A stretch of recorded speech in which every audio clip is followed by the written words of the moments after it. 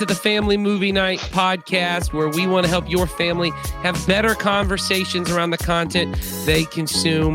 This is episode 46, and we are talking about the 2008 DreamWorks animated movie Kung Fu Panda, which I know it is not technically a classic yet, but already feels like a classic around my house. We are very excited to talk about this. But of course, let me introduce my wonderful co-host up front. We've got the hero of our podcast, Ho himself, the Dragon Warrior, Donnie Dorsey. How are you doing? I'm feeling good. It's time to embrace your awesomeness. Yeah, that's right. Well, and attractiveness.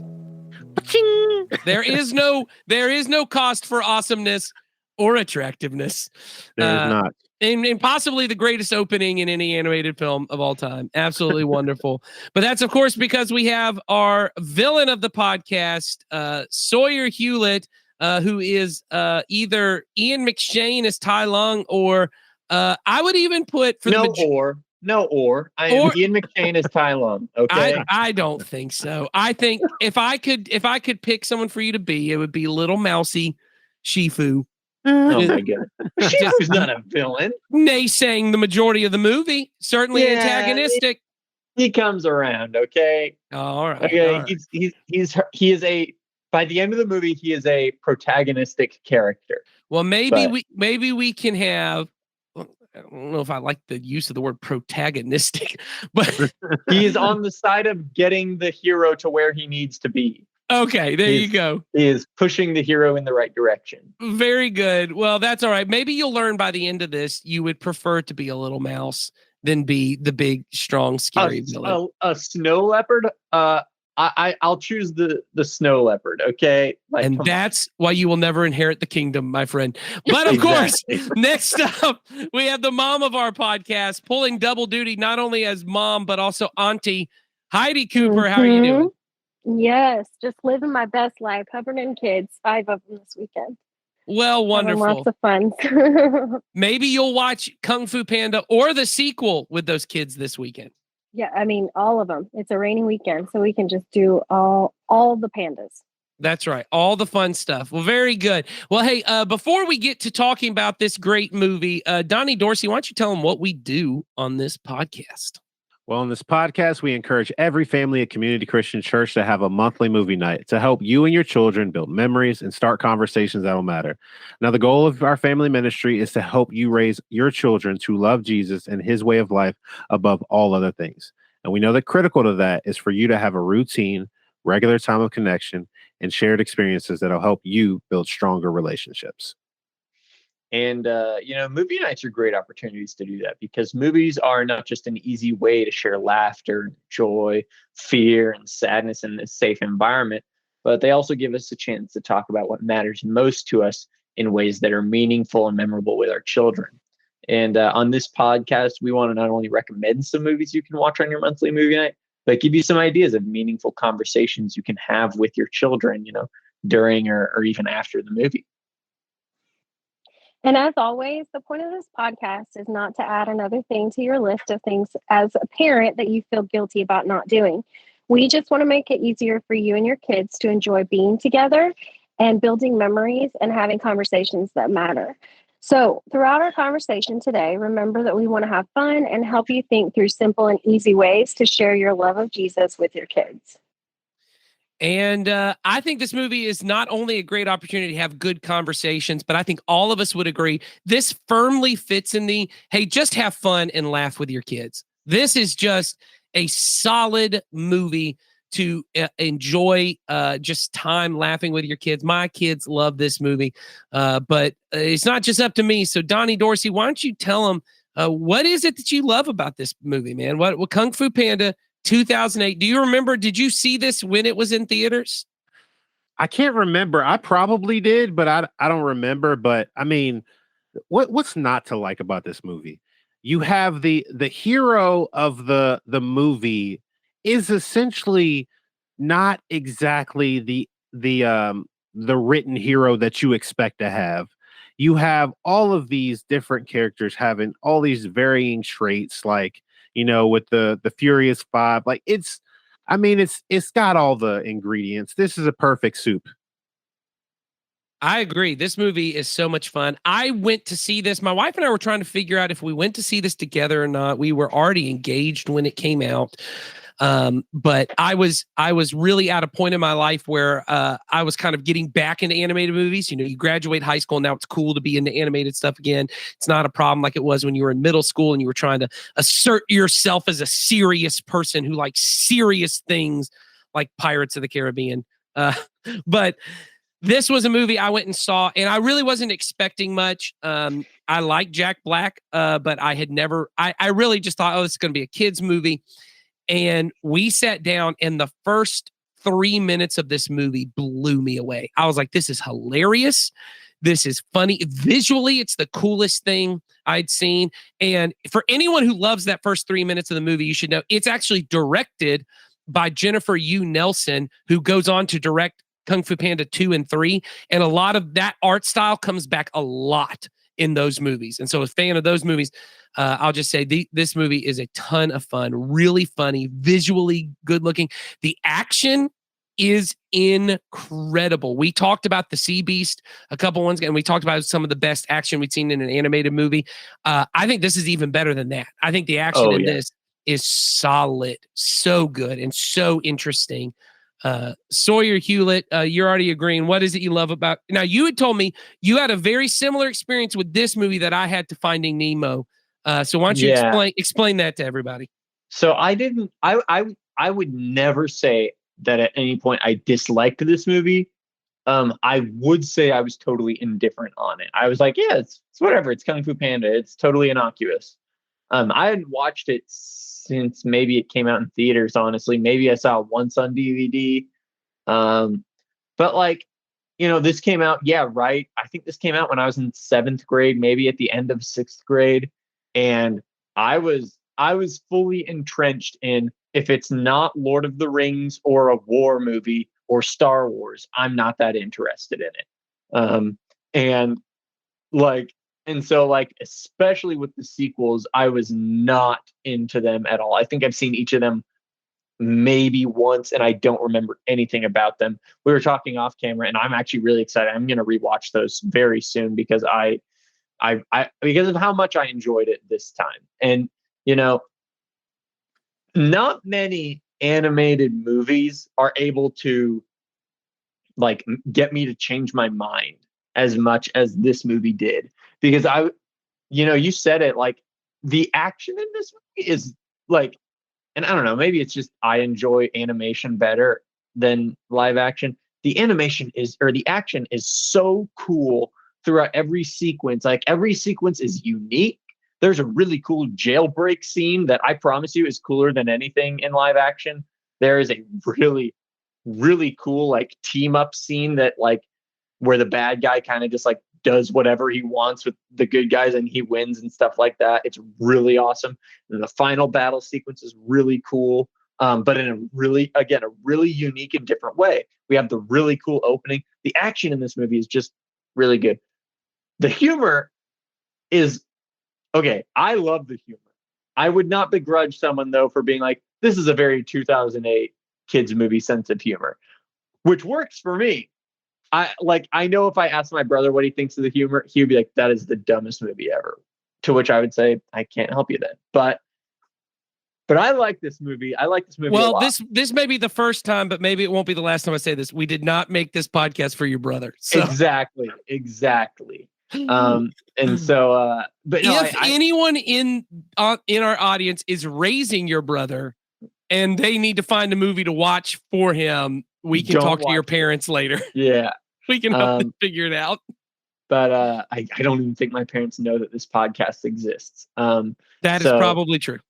And so, but no, I really like the movie. I really like this movie has, like, a surprisingly stacked cast.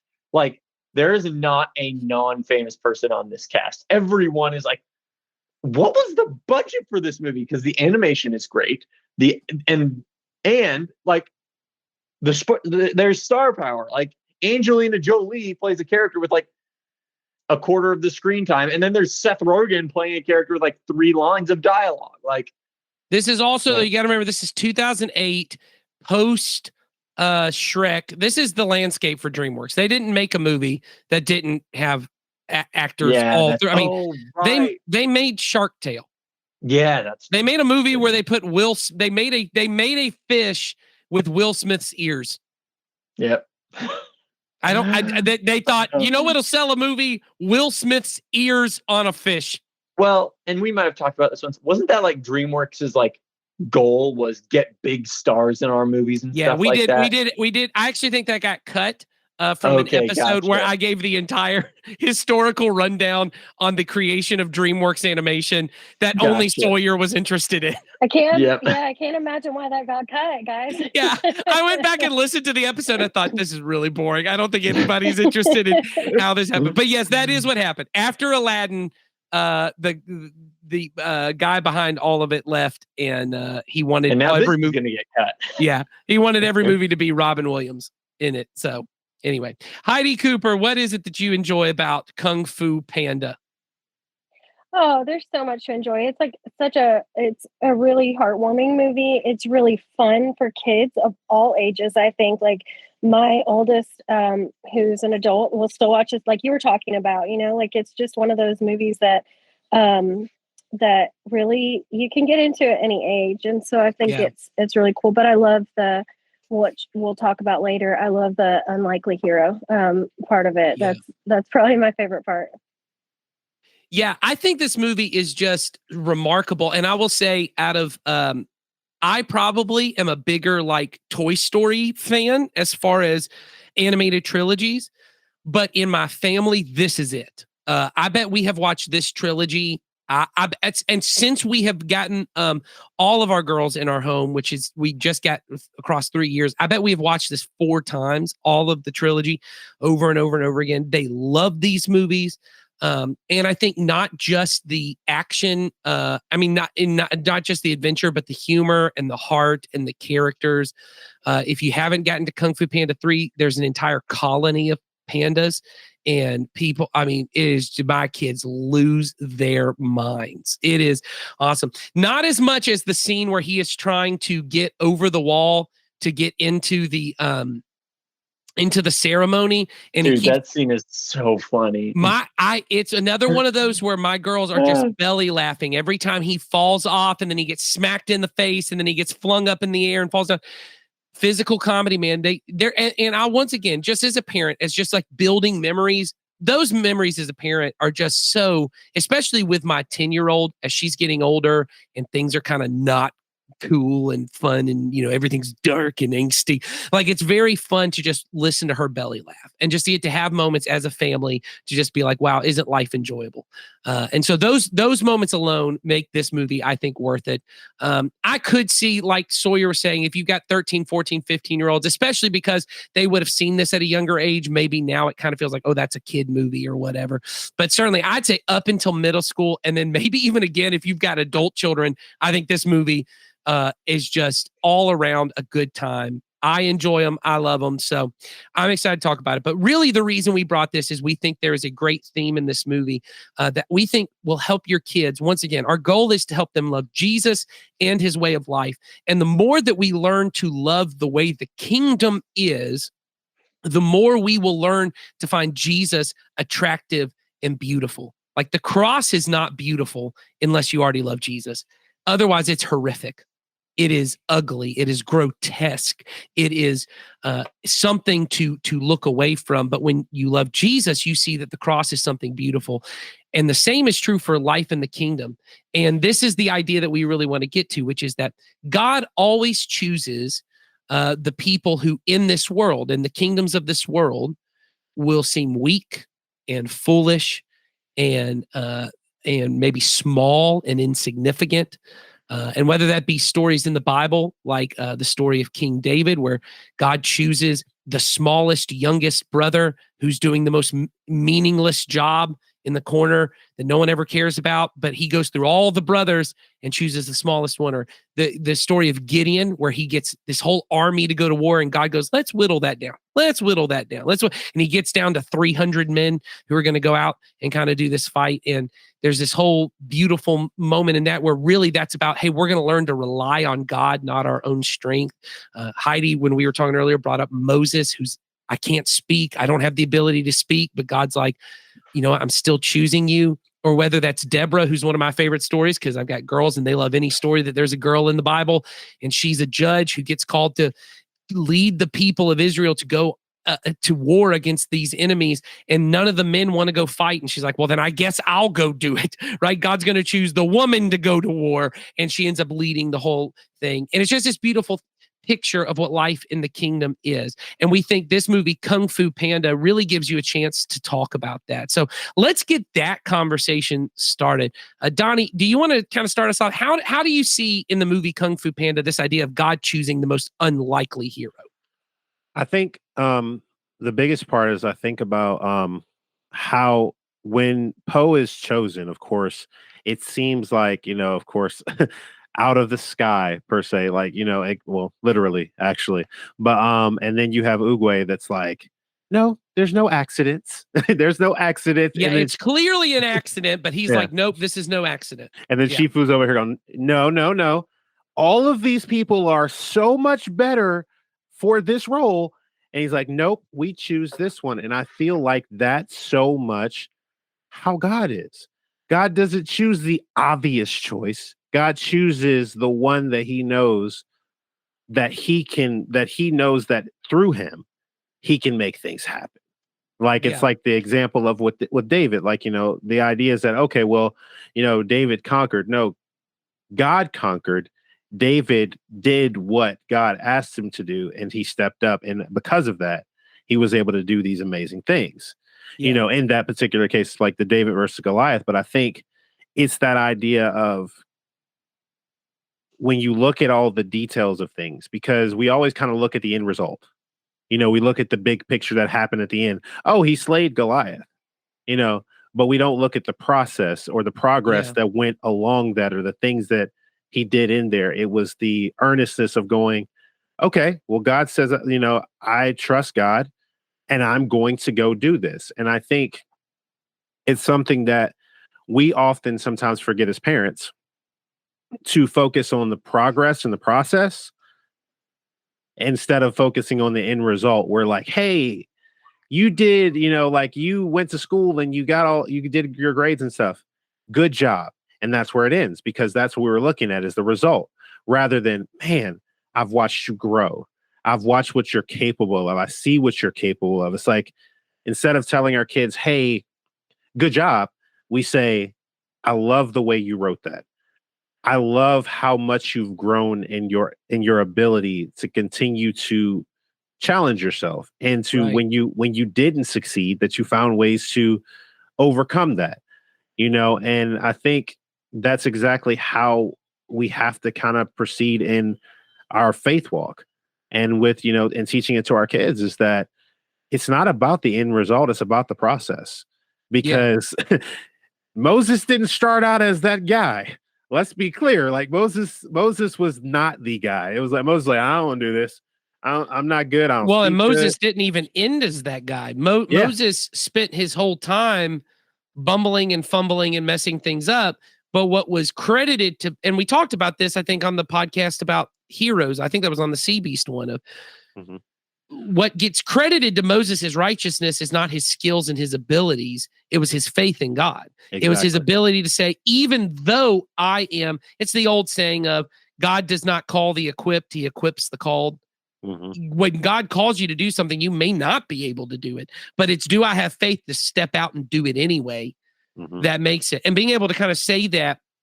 And that's kind of conversation I had with my kids is, I said, you know, look at Poe. There's nothing about him, right? He's this kind of fluffy. He does not look like a hero. He's fluffy, right? He can't, you know, do any of the tasks that are required of him. He can't be a hero like they need him to be. And the biggest threat they've ever had is coming, and he's the one that has to stop it. How is he going to do it? Like, exactly. He can't. You Yeah, know, because most of I mean, if you look at most of the people that have done great things through God, it's not the person you expect. It's, you're talking about, like, if someone told you that, hey, all right, we're about to go to war, but the person who's going to lead us into this battle has killed every single one that looks like us. Like, wait, what? right? Wait a minute. Like, Yes. and that's Paul. Like, Paul was on the other side, like, of the war. And then he's like, no, now we're on this side, and God did amazing Yeah. things through him. Well, and I think this movie does a good job of illustrating that. So we talked about, Donnie already talked about kind of like choosing of Poe is by accident, but also every time this villain, Tao Lung, comes to kind of, they're afraid he's going to come, their response is, well, we just need to do what you do when there's a problem, and you destroy it. You power up, you get stronger. And so the very first one is Shifu, played by Dustin Hoffman, in a wonderful performance, just a great performance, sends his kind of assistant, this goose, to go out and kind of warn the prison guards, hey, we need to increase the amount of prison guards. And there's this, awesome, even before the escape scene, of just like the layout of the prison. Sawyer, that just seems like it was totally your vibe of like these rhinos played by Michael Clark Duncan in a great, like, just like laying out the prison. Like, everything about the prison, anything at the prison, I was like, oh, I'm vibing with this. Oh yeah, we're going to get a cool action scene here. It was built for an action sequence, obviously. But. Well, and I think very much like the Sea Beast, when you're watching it, you're like, oh, that's cool. Look at all these rhinos. And you kind of know, maybe your kids don't know, but okay, he's going to escape, and we're going to see how cool he is when he escapes. So you see that scene and you're like, that was cool. And then you've got the scene afterwards, which is Tigress, played by, who thinks she is the rightful dragon warrior. She's like, I'm the one that should be the dragon warrior. I've trained the most. I'm the best fighter. I should do this. She ends up taking her friends. I go, we're going to meet Tao Lung, and we're going to fight him and stop him. And there's a great action sequence on that bridge there. I mean, that's just a cool action sequence there. It's shot cool. It looks cool. You see that, and they fail too. The power of might and strength and strategy all fails against someone who's bigger and stronger. And what ends up working is this moment, and I love Oogway, played by Randall Duck Kim in this movie. This great performance of this guy who's kind of talking to Shifu, and he's like, look, there's no accidents. And he has that whole conversation about the peach tree, which I thought was so beautiful. It's such a parenting kind of metaphor for us of like, you can try all you want to make your kid something they're not, but if they're a peach seed, they're always going to become a peach tree. And this idea of like, you're trying to make this guy a warrior like everyone else. And so you go back to David and Goliath, right? There's that scene in that where David says, I'm going to go fight, and Saul goes, well, come put my armor on. And it's a parody of it. In the biblical text, the way it reads, it's like a satire, because you're imagining this like 4.5 foot kid putting on this Kevin Durant's armor, like this like massive Shaquille O'Neal comes in and he's like, here, let me put this on a 10-year-old. And it's like, of course that's ridiculous, because this guy's not going to fight like everyone else fights. Like, it can't happen. And this movie gets to that of like, the way that the kingdom of God goes forth is not by power or by human strategy. It's by something else. And I think this movie really gets to that. Heidi, you kind of highlighted in our conversation before about an important aspect I think is good to hit on here, which is this idea, and this kind of comes towards the end of the movie, where Poe has these 3 different moments where he's really trying to figure out who he is, right? The very first moment is he really wants to be a part of these, what are they called? The Furious Five? I think that's their name? The Furious Five, that's the group of warriors that he really wants to be. And so his first thought is, well, I am what I'm able to do. Like, so he's like, I'm going to train and I'm going to be able to do all this stuff. And he just fails. He can't do what they do. So he feels like a failure. And then there's this idea of, I am what others say of me. There's all those scenes where he's like trying to convince everyone else that that he is this dragon warrior. And, can't, what is everyone else thinking? You see all the scenes where they're all talking about him, like, this guy's a waste of our time. You can see that breaking down. And then there's this final moment, which is the kind of third identity marker for most people, which is, I am what I have. And he thinks, well, now I've got this dragon scroll that's going to unleash the power of the dragon warrior. When he opens it up, there's nothing on it. And he has this breakdown again. And then there's a moment where he goes and he talks with his dad. And Heidi, I think you wanted to highlight something about this. So why don't you tell him a little bit about what that scene is where he goes back to his dad, he feels defeated. I'm not the person, I can't do this, and how that scene kind of translates. Yeah, totally. I think the thing that I was mostly like I felt was important about this movie is that um, he is the hero. He is the dragon warrior, and I think like with our children, he talks to his dad, and his dad talks about he talks about the missing ingredient, and the missing ingredient was there all along, and so he's talking about what's inside of you is what you know is what you need to become what you're destined to become.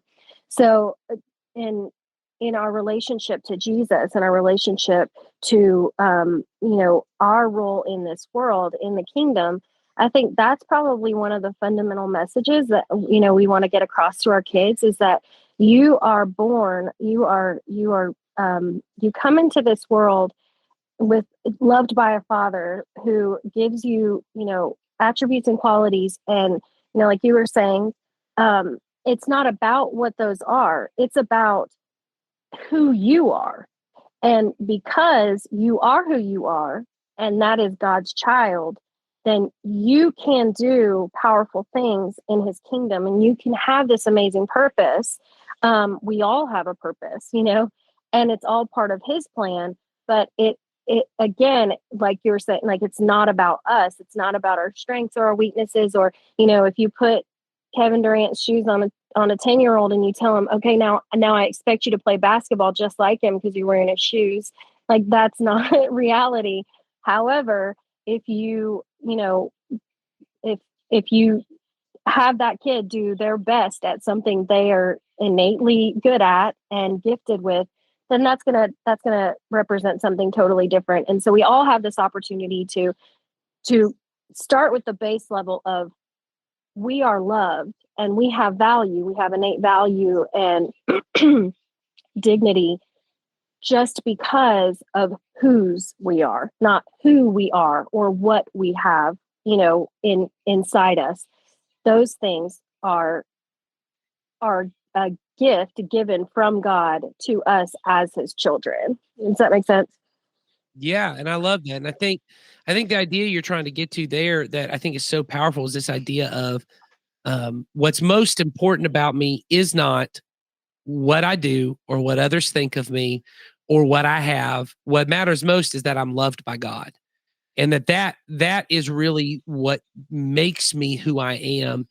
And I think about so many kids. I meet so many teenagers, and I sometimes feel a little bit of weight for the way I would communicate to teenagers because I would talk to them after a while. This idea that you have limitless potential and you can be anything and you can do anything, it is crushing to kids because there's no ceiling on it. And no matter how far I go, I can't ever reach it because I can do anything.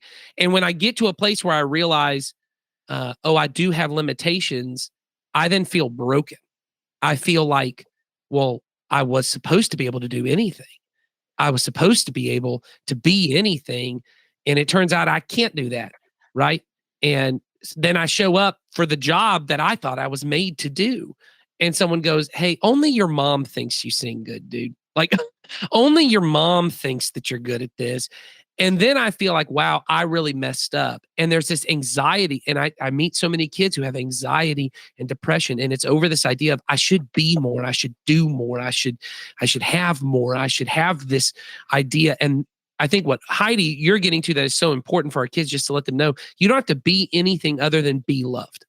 Just accept the love that's already there for you.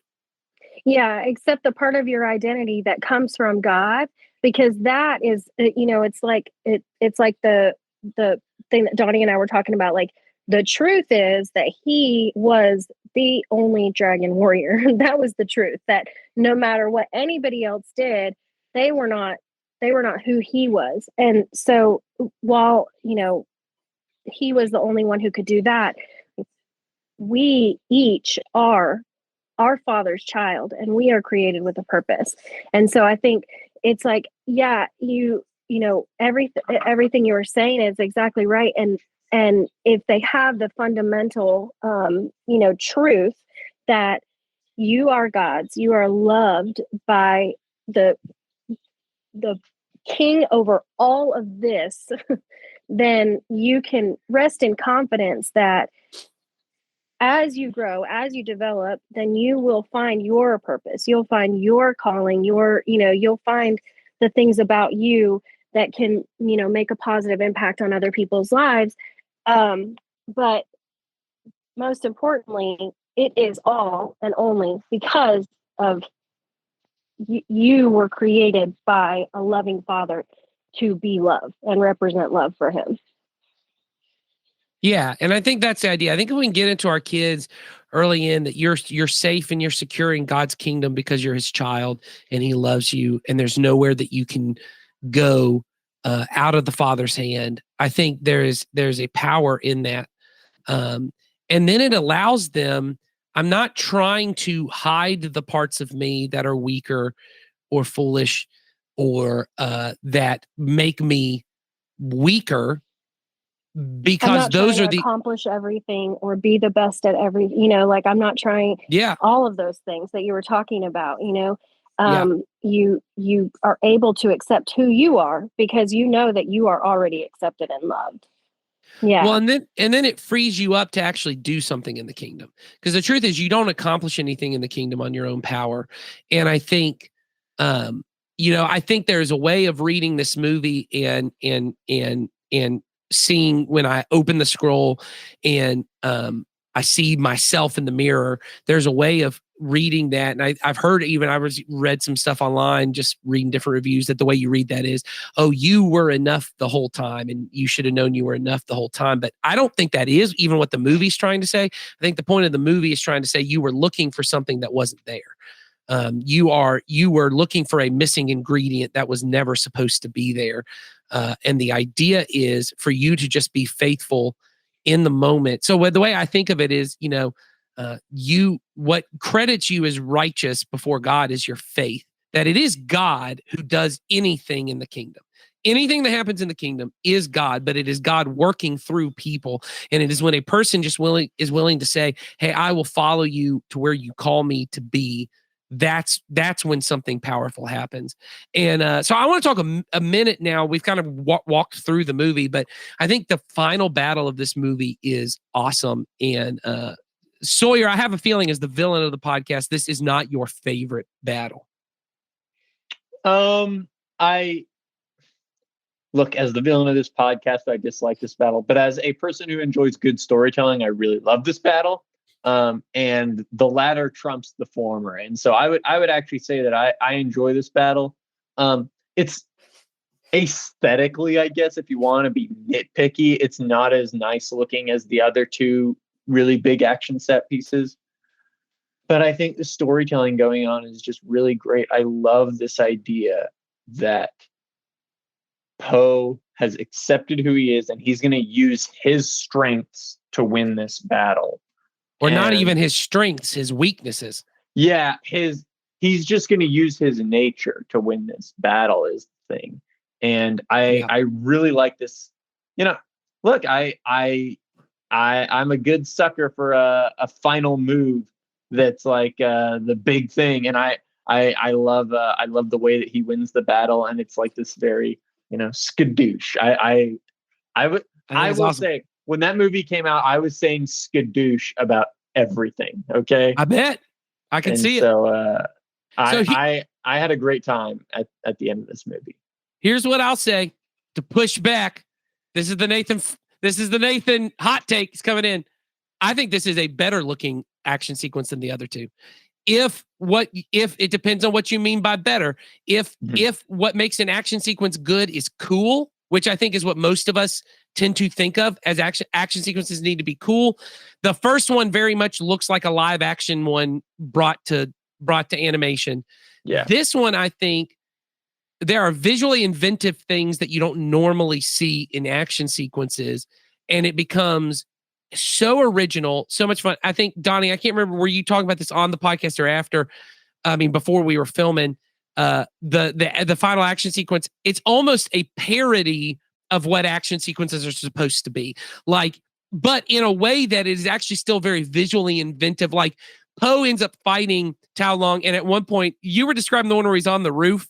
Yeah, like he's running on the roof trying to get away from Tai Long, and like the little shingles keep hitting Tai Long in the face, and like he's running from Tai Long, and then he bends the tree down, and then he falls off the tree, and then the tree comes back and smacks Tai Long in the face. It's like all of these things of him trying to get away, but also trying to do what he thinks he's supposed to do, ends up being everything that he needed.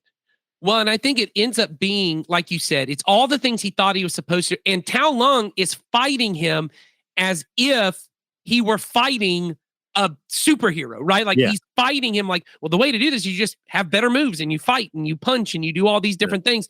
And it ends up being this moment. And what I kept thinking of the whole time I was watching was, this is like judo.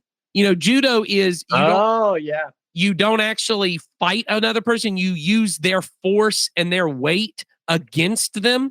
So like someone throws a punch and you kind of turn it and move it around where they actually end up damaging themselves. And I've heard of one of my favorite pastors talks about Jesus's commands of turning the other cheek, or, you know, doing good to those who do evil to you. All the things that in our world look like weakness. He says they're like spiritual judo, that when someone is coming at you with this intensity and hatred of force, and you say, instead of returning your hate for hate, instead of fighting fire with fire, which I'm assuming, I'm not a firefighter, but I assume trying to fight fire with fire makes a bigger fire, not less fire. I'm not sure. I'm not a scientist. I can't tell. Sounds all right. Sounds right. Fire plus fire. So you need to be careful here, Nathan. I think you're treading on water you don't know about. Okay, and neither do I. But hey, I think we should be careful talking about this. About fire with fire? Yeah. Yeah. I think it's dangerous. Never mind. If you got to put out a fire, light a match. Just figure it out. We might be spreading some serious misinformation right now. Okay. I don't want to be causing problems, but maybe fighting fire with fire is a problem, and it doesn't put anything out. But what he talks about is that what Jesus teaches us, what Paul teaches based on the teachings of Jesus of, you know, doing good to those, blessing those who curse you. Paul says it's like putting shame on top of their head. It's like putting burning coals, and not in a way that hurts them, in a way that what they are doing becomes shameful to themselves, that they end up looking at themselves and saying, I'm punching a man who's not fighting back. I'm fighting someone who's not fighting back. What kind of person am I? It takes the legs out from hatred and evil. And I think in this way, it's an example of Poe has become this, in his weakness, in his cowardice, you know, to run away, he's actually doing more damage. All the things that the whole time they have told him make you weak are the things that make him strong. And it reminds me of Paul's writing to the First Corinthians, where he says, hey, many of you, when you were called, you were not people that anyone would consider wise. You were the low and the poor and the foolish and the weak. And he says this, he goes, but God chose the foolish things of the world to shame the wise. God chose the weak things of the world to shame the strong. God chose the lowly things of this world and the despised things and the things that are not, to nullify the things that are. And then this is the point he makes. So that, and this is 1 Corinthians 1:29, so that no one may boast before him. God is not looking for the strong, because maybe then when you accomplish something for God, you'll go, look how good I just did for you, God. Look how good I just did. Look how smart that was, what I just said. Look at how brave I was before you, God. Look at this. And God goes, I'm not looking for anyone to boast. And when I choose the weak things, they know they didn't accomplish anything on their own. When I choose the foolish things, they know anything smart that came out of their mouth was not from them. And that's the way God calls us to approach him. I am loved. I am a child of God. But I'm not going to hide my weakness. I'm not going to hide what's foolish about me. I'm going to embrace it, because in that moment in the movie, and this is what I love, and I said this to my girls, I said, turns out him being a little chunky was okay for him, because there's that moment where the kind of killer move, the Mortal Kombat fatality that Tao Long has, is this like nerve pinch thing he does that immobilizes people. And when he does it to kind of like, I'm going to destroy him, it just tickles Poe because Poe's like, he's like, oh, that tickles, you know, like he can't get to his nerves through all those things. And it's not like Poe was using what was innately strong about him It was that he was using what was innately weak about him, and it was a spiritual judo move. It just destroyed him. And then he gets that moment with the whooshy finger hold, skadoosh. And it's just, it's beautiful, man. It's just this beautiful opportunity. So, as we're kind of wrapping this thing up, is there anything from Kung Fu Panda that just stands out that we haven't talked about? I'm just talking about fun things from the movie because I think this is a fun movie. And I think we've covered a lot of what parents can talk about. But I also just I really want to push just watching this movie with your kids because it's fun. So anything that stood out to you from this movie we didn't talk about, Donnie? I mean, things I'm thinking about is like, as parents, I think sometimes we take ourselves a little too seriously in the things that we're doing. And sometimes we forget to laugh a little bit. And this movie gives us that opportunity to do that because, yes, there are serious moments and there are times where we have to be the person that has the face of like, okay, things have to be done. But there are times as a parent, you just have to have that belly laugh where you just like, where your kids go, oh, okay. So you're not just the person that helps me to learn all these things through lessons. You're also a person that enjoys the simplicity of life, of laughing about moments that are funny. Yeah, I agree. That's a lot of fun. Heidi, you got anything? Oh, I just wanted so much food after this, like the soup. Oh, I know. The dumplings, the noodles, all of it. Yes. I'm so hungry. So yeah, I thought, oh man, this would be totally fun to watch this with my kids and have some of that. So there's another Heidi, idea to make it a little more you were fun. talking about dumplings. Have you watched the Pixar? It's either Pixar or Disney animation short Bao. Yes, Yes. Oh, that'll break your heart right there. Break your heart. Basically encapsulates my first parenting journey. Oh, how Don't true ever that leave is. me. Don't ever grow up. I will consume you. Yeah. All right. Sawyer, anything from Kung Fu Panda that we didn't get to talk about?